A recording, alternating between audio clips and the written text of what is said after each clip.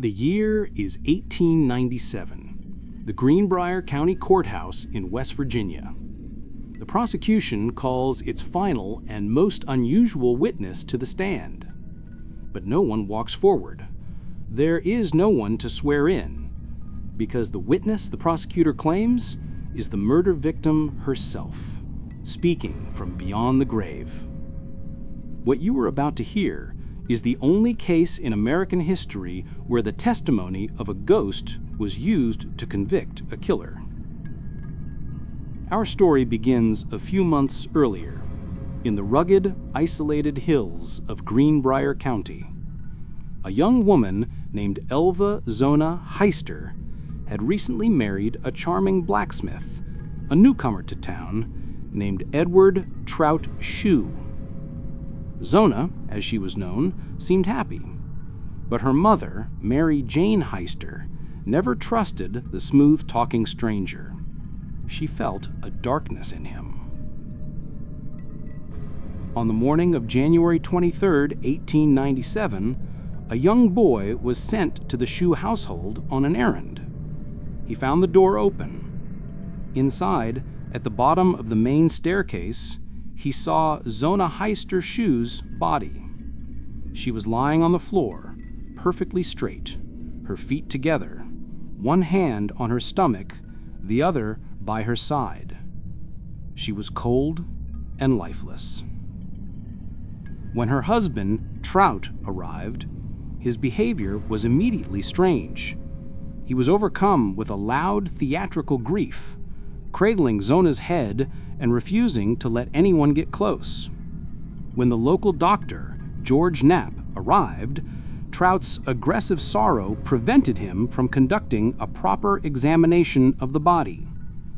Based on a brief check and Trout's insistence that she had been suffering from female troubles, Dr. Knapp initially listed the cause of death as an everlasting faint.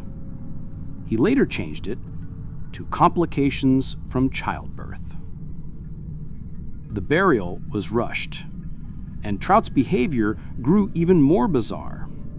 At the wake, as mourners came to pay their respects, he remained constantly at the head of the open casket. He had placed a large, stiffly collared dress on Zona and wrapped her neck in a high scarf. He placed a pillow on one side of her head and a rolled-up sheet on the other, explaining he wanted her to rest easier. No one could get a close look. Something was terribly wrong, and Zona's mother, Mary Jane Heaster, knew it in her bones. Convinced her daughter had been murdered, she began to pray, night after night, for a sign. A sign from Zona herself. And then it happened. One cold February night, 4 weeks after the burial, Mary Jane awoke to a chilling cold in her bedroom. A shimmering, pale light began to form at the foot of her bed. The light coalesced into the shape of her daughter. The ghost had come home. For 4 consecutive nights, the apparition of Zona returned. It spoke to its mother, its voice a sad, ethereal whisper. It told her the truth. It was not a fall.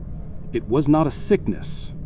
The ghost explained that her husband, Trout, was a cruel and abusive man. On that final night, he had exploded in a rage, believing she had not cooked any meat for his dinner. He had attacked her, grabbing her by the neck with a savage fury. And then, the ghost did something that would seal its killer's fate.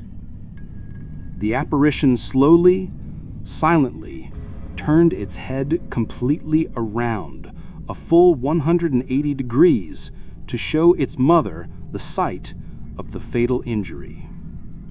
The neck, it whispered, was broken. The ghost begged its mother to go to the prosecutor, to tell her story, to find justice. Armed with this impossible, supernatural evidence, Mary Jane Heaster marched to the office of the local prosecutor, John Preston. At first, Preston was skeptical. A ghost's testimony? It was absurd. But as he listened to the grieving mother's unwavering conviction, the specific grisly details of the ghost story began to trouble him. The detail about the broken neck. He decided to take a chance on the word of a ghost. He ordered Zona's body to be exhumed. The autopsy was conducted in a local schoolhouse. As the high collar and scarf were removed, the truth was immediately revealed. On Zona's throat were the clear finger marks of the man who had strangled her. And as the coroners examined her head, they found it loose on her neck. The first and second vertebrae had been crushed. Her neck was, as the ghost had testified, broken. The accidental fall was a lie. Edward Trout Shue was arrested and charged with murder. The trial that followed was a media sensation. The problem for the prosecution was that while they had a body and a cause of death, they had no direct witnesses to the crime. So, in a move that would go down in legal history, Prosecutor Preston took his biggest gamble. He called Mary Jane Heaster to the witness stand. For hours, he had her recount in meticulous detail the story of her daughter's 4-night visitation. He had her tell the jury what the ghost looked like, what it said, and how it had revealed the secret of its own murder. Trout Shue's defense attorney was confident. He believed he could easily dismantle the testimony of a grieving, superstitious old woman. On cross-examination, he set out to ridicule her story. "So, you tell this jury that your daughter's ghost appeared to you?" he sneered. He asked more and more questions about the ghost, hoping to trip her up, but his plan backfired spectacularly. Mary Jane never wavered. Her testimony was so consistent, so filled with conviction, that the lawyer's aggressive questioning only seemed to strengthen her story in the minds of the jury. The jury, comprised of 12 local men from a time and place where the spiritual world felt very near, deliberated for just over an hour. They returned to the courtroom. The verdict? Guilty of murder in the first degree. Trout Shue was sentenced to life in prison. He died just 3 years later from an unknown illness, taking his full confession, if he had one, to the grave. To this day, the case of the Greenbrier Ghost remains the only one in the annals of American law where a murderer was sent to prison based on the testimony of the victim speaking from beyond the grave.